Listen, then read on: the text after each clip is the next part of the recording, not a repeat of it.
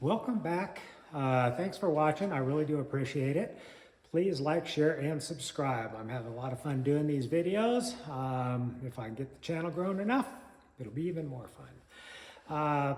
Today I am going to show you the exhaust I had built for this. I'll make a few comments on that, but that's real short and quick. The last part of this video, or most of this video, is going to focus on the winch mount and front bumper. Now I've got a couple of goals in mind for this winch and winch mount front bumper assembly. First of all, I need a winch that's big enough to pull the vehicle if it's stuck.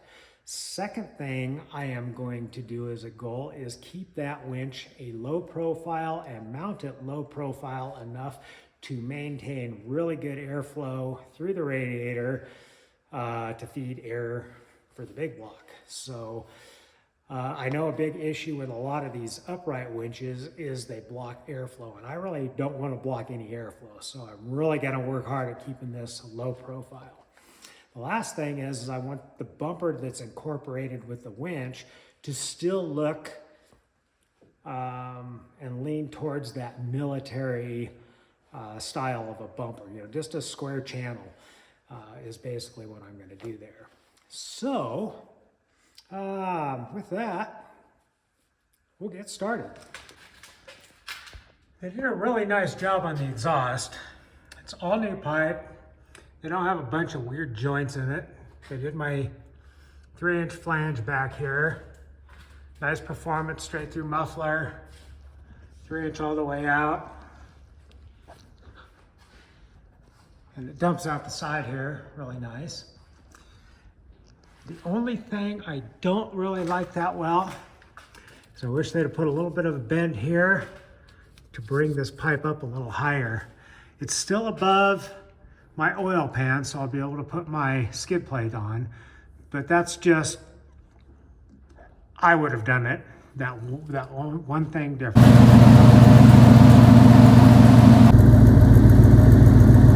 I like the sound of it. It's quiet enough on the inside, you can hear yourself when you're driving. To start the winch mount, I'm going to take a piece of rectangular tube and I cut it, and then I'm drilling it so that it will line up with 2 of the holes on the cross member underneath the grill. Next, I'm going to take this piece of 1/4-inch scrap plate. I'll cut it to length, or at least close to the length I want.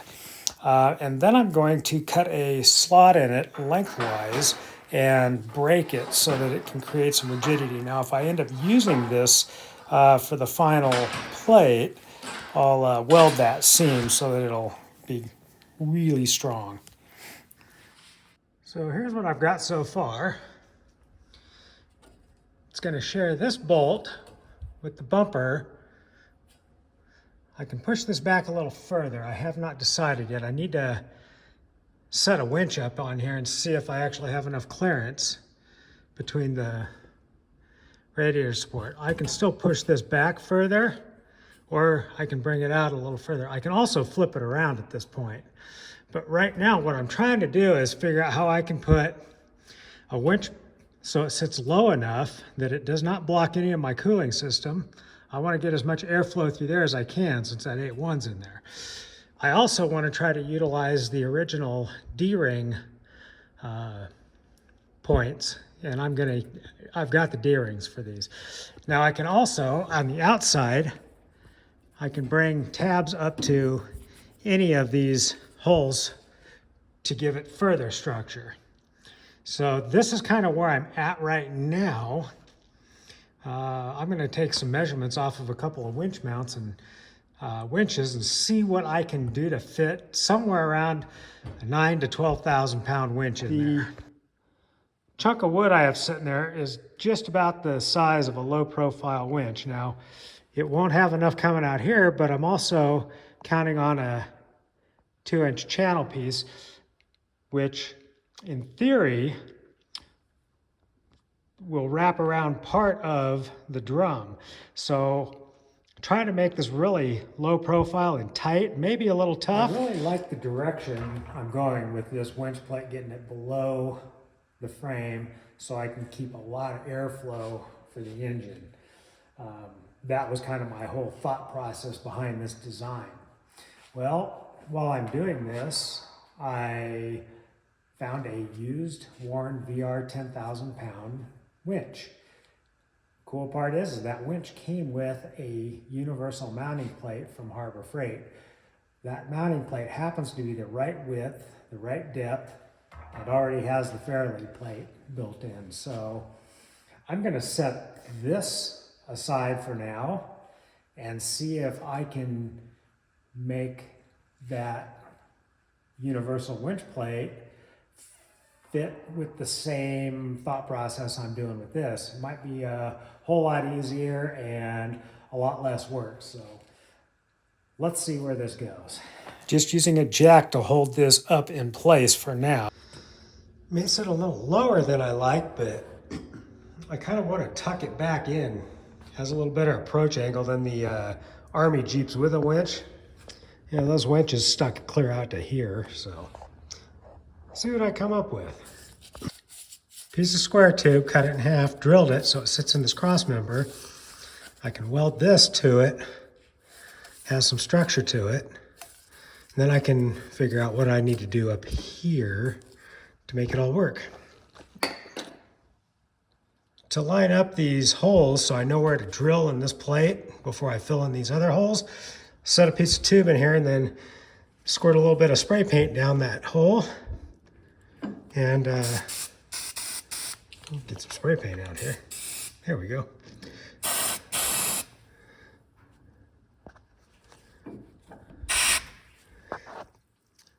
And theoretically, I should have a good place to line up the plasma. Now that I have it somewhat where I want it, cut myself out a little template. And this template will capture all three of those holes there. Give it a lot of rigidity this way. And that should be all I need to really hold this in place. This hole here, I'll probably run a spacer, but this is going to stay primarily for the bumper, not as a winch mount. Just cut them out, pinch them together in the vise and grind them so they're even. Should fit just fine. I'll have to set them up there and drill some holes. By the way, I always like using sacrificial wood underneath these. Just makes drilling faster, easier than trying to clamp everything down. Okay, tech tip of the day. Put these little tiny wafer washers between before I weld all this together. That way when I drop this out and do all my finish work to it, this won't shrink and pull in and make it hard to get back in. It's just a, 8/10 thousandths of an inch, but it sure makes your life easier. Just thinking outside the box here. Well, we'll see if I made my life easier or harder. I want to be able to use a channel because I want to be able to cut the holes and use these original D-rings because they just look cool. So I needed to make sure I could set this bumper back. So on my winch mount, I left a 1/4 inch space here so that I could slide a piece of channel here. Now I will have to cut the channel out around the fairlead, but I should be able to retain my channel clear into here and then cut my holes for the D-ring. So this will either work or it'll be really, really a pain in the butt to try to do something different. Now that I've got everything kind of situated and tacked the way I want it, unbolt everything, and I'm going to lower this and I'll do all the finish work up on the bench.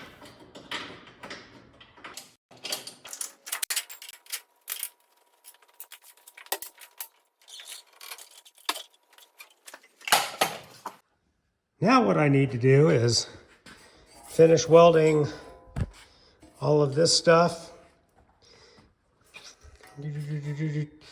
and let her cool down. Now these pieces here I still think are going to work, so I'm going to go ahead and burn them in and hope I don't regret that. But for now, if I can burn all this stuff in, I'll be ready to clean this up and paint it.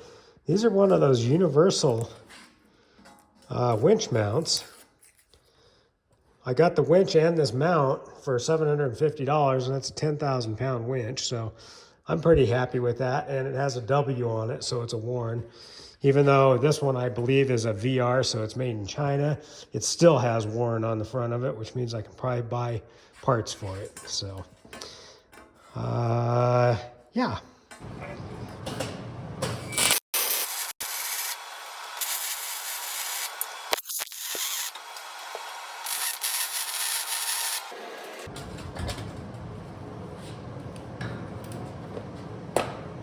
Bring the camera around here so you can kind of see what I did.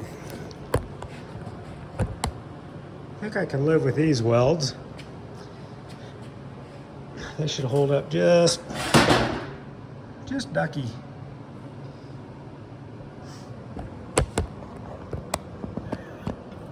This thing is plumb warm.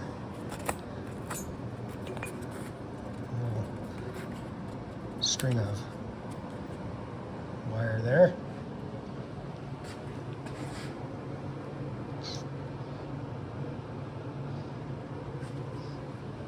Yeah, usually my best welds are ones that you'll never see.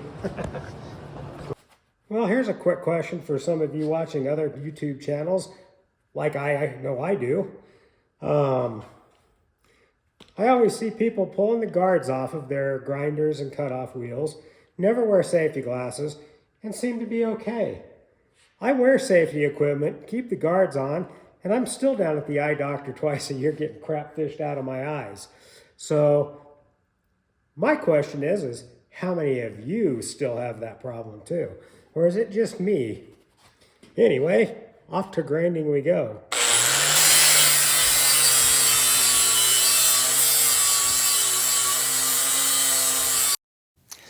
I'm just using a flapper disc on this grinder, and I'm knocking all the corners down and rounding the hard corners.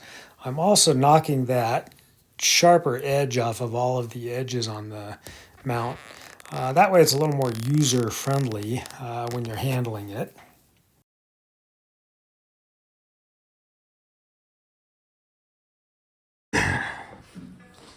Well, I may have to touch this up after the fact when it's in, but that's going to be fairly easy to do. But at least where the actual winch is mounted, I won't have to mess with that again, so I'm going to go ahead and clean this up, paint it, and if I have to cut, grind, weld, or anything more on it, I should be able to do that without having to do too much disassembly or repair after the fact. So a little prep all. We'll do a little bit of spot primer where it's bare metal, and then my version of powder coat, which is Rust-Oleum paint. And the reason I like to use the Rust-Oleum is if I buy another can of Rust-Oleum, it matches. So for those of us who are paint challenged, being able to touch crap up that you've screwed up on is kind of nice.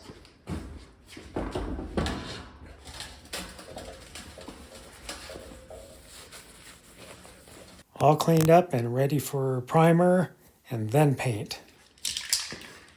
Yes, the paint booth. On this particular one, I happen to be using a black primer. That way, if paint chips, black primer still underneath it. Just matches a little bit better. And once the primer dries, now we'll be off to Rust-Oleum paint.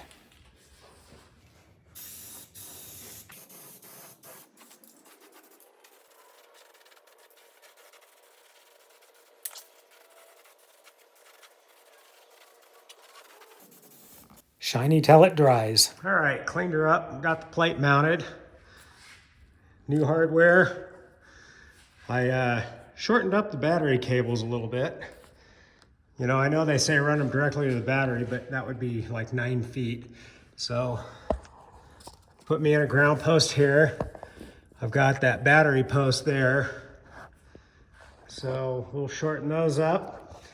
Really can't mount the control box until I have my bumper piece up there, and then I know where I can put it. But one other little benefit with this plate here, notice the steering box. It is now very well protected. That's a plus. I have broke a steering box on a trail. It really sucks. There you can see, short ground right to the frame, welded to a stud, which also accommodates the holder for the positive. That goes up and around and clear back over here to this. I don't know if you can see that very well, but this positive. Here's another little trick that we're gonna do when we do wiring, at least how I do. You can use a zip tie, go around this direction, and then one go around this direction, and it'll keep the wires separate, and it really holds them in place well. I use a lot of zip ties that way. It kind of isolates stuff. Could potentially avoid shorts in the future. Winch mount complete. I really don't like using just purchased channel iron or channel steel for making bumpers unless that is the only thing available. I prefer having a piece of channel broke. I don't have brakes big enough to do anything like that, so the steel suppliers, and you know, if you're doing this on your own, check with the local suppliers, see if they have brakes and shears. The people I buy metal from are real reasonable on price. They'll shear me a chunk and break it into a channel. And I think when they're broken to a channel, they have a nicer curve to the profile. I think they look a little more professional. So that's the direction I'm gonna go on this. So I will pick my chunk of channel up from my supplier and make a bumper. Cut the channel out. Then I held a piece of cardboard up and did a quick primer so I could get an idea where the edges of the D-rings would be, because I am gonna run these right into the original D-ring pins. My pilot hole I drill from the inside of the bumper, then I flip the bumper and start going bigger to the outside of the bumper. Once I get to a 3/4 inch hole, then I draw the lines down and just cut them with a cutoff wheel. This is a long, messy process of drilling, I will say that. And then cutting as well. Then once I'm cut out, I kind of clean up the slots a little bit, so makes them a little bit nicer, a little bit straighter. They aren't perfect by any means, but they'll look right with the D-ring. And then again, I use a flapper disc to knock the edges off all the corners and sharp edges. These slots I cut in allow me to flip it over and then break it, and then I weld them back shut. They aren't perfect, but they'll look pretty good with the D-ring sticking on them. Got my tab for the winch controller, solenoid box, and then I had to cut a notch in it for the release. I think we're gonna primer up and get ready to paint now. Again, before I primer it, I clean it up with Prep All. Looks kind of military still, but it'll have a few details that the military doesn't have, like the brake and the angle so it matches the front. I decided to use epoxy primer on the bumper. Yeah, it looks shiny now, but it's flat black, so it should dry a little flatter than that. We'll see how she lays down.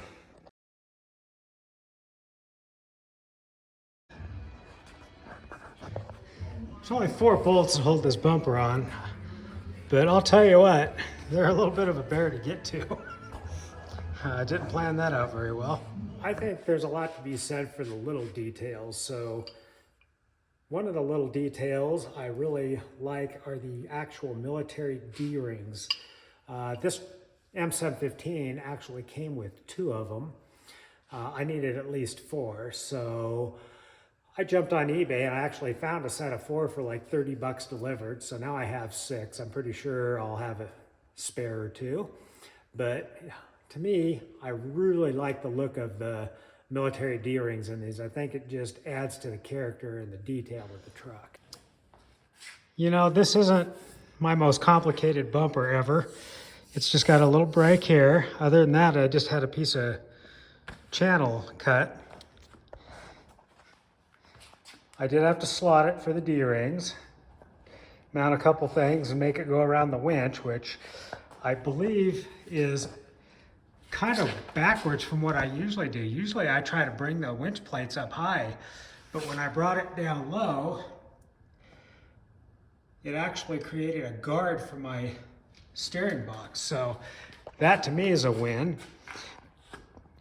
And the thing I think makes stuff like this look better is detail. You know, the little cables on my D-ring hitch pins, that just bumped the cool factor up in my book. Decided to move the fairlead up so it's a little higher on the bumper. On the downside of that is if I run the thimble all the way in, it likes to get hung up. So I'll leave it out here. No big deal. All right, we're gonna mount the hawse. I think it'll look better on this thing.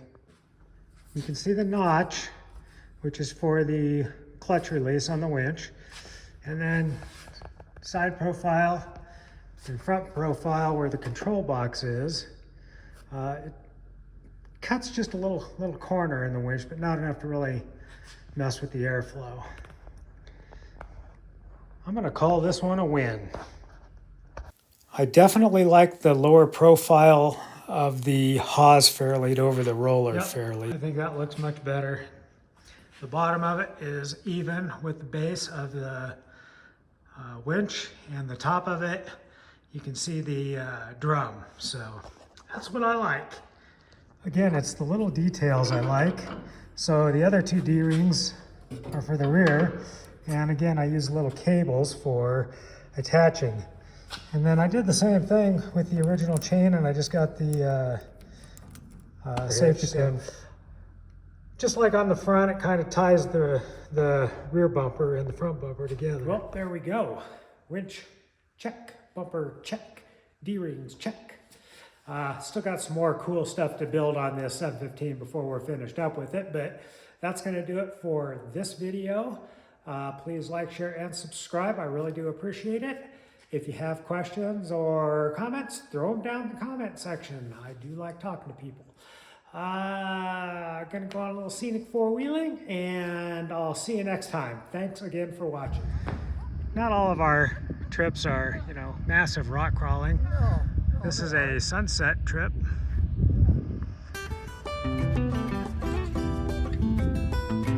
But there is a couple little obstacles, so Zach here's gonna go.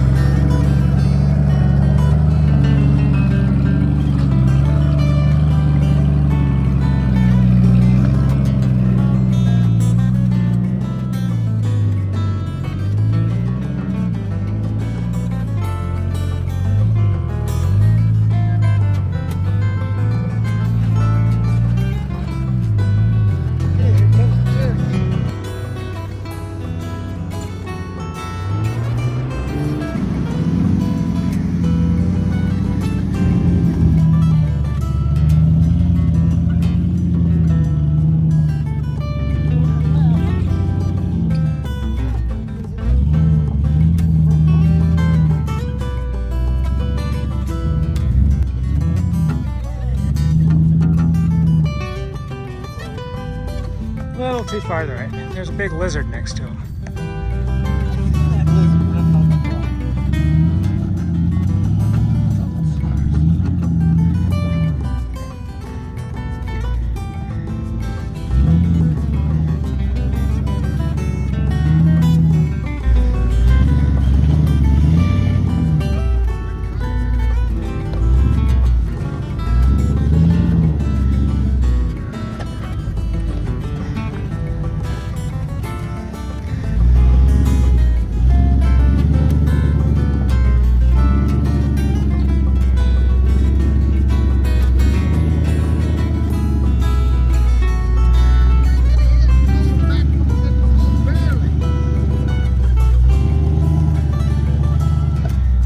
definitely trying the hard line. Yeah, he's going the hard stuff. Yeah.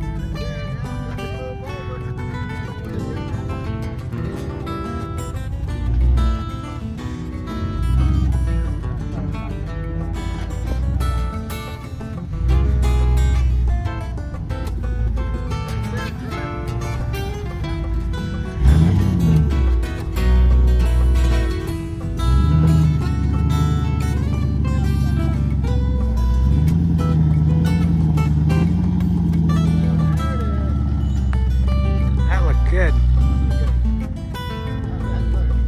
That's cool.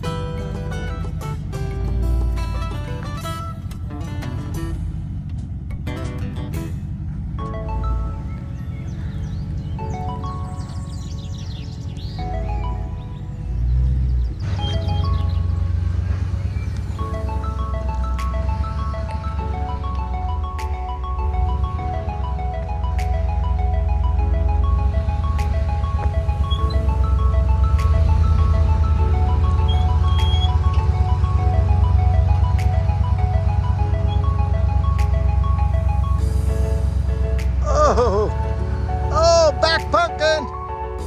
Oh, keep going. Yeah.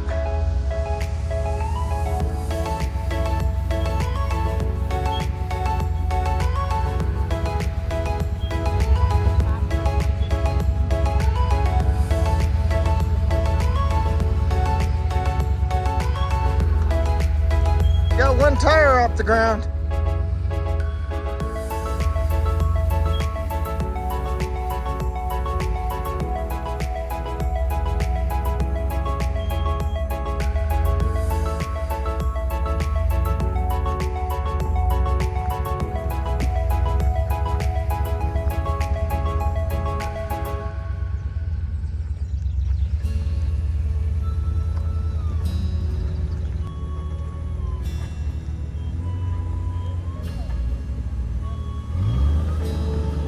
Got it.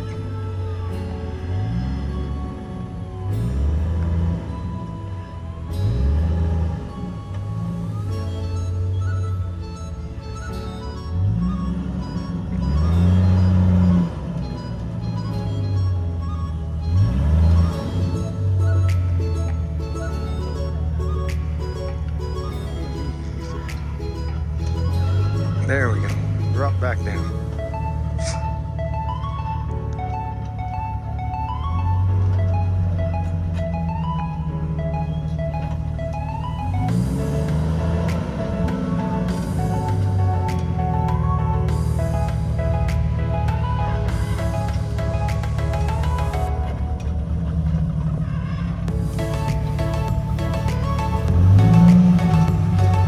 Next.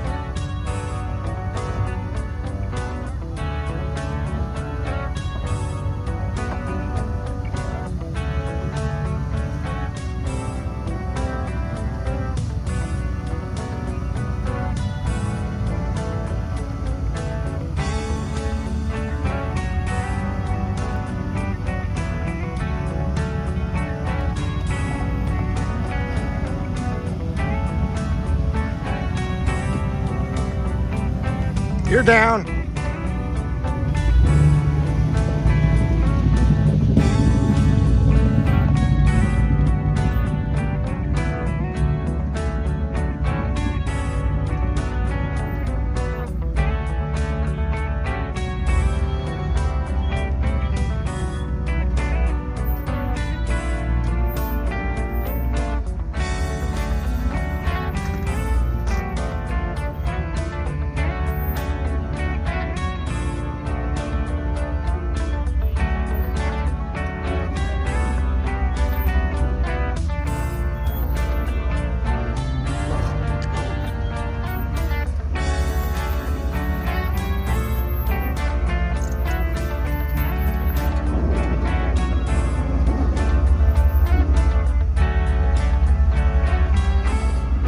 Whoa!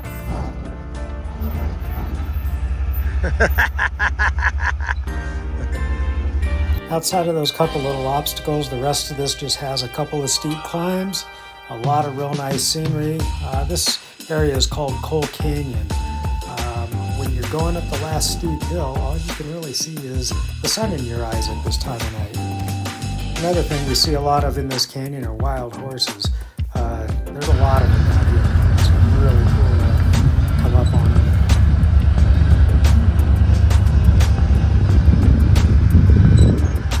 That flat top mountain in the background is Grand Mesa, largest flat top mountain in the world. And you can see the entire Grand Valley from up here. Clear across the valley is Billings Trail, which you see us do a lot of runs on. But we'll hang out here, have some dinner, and go down in the dark. Thanks for watching.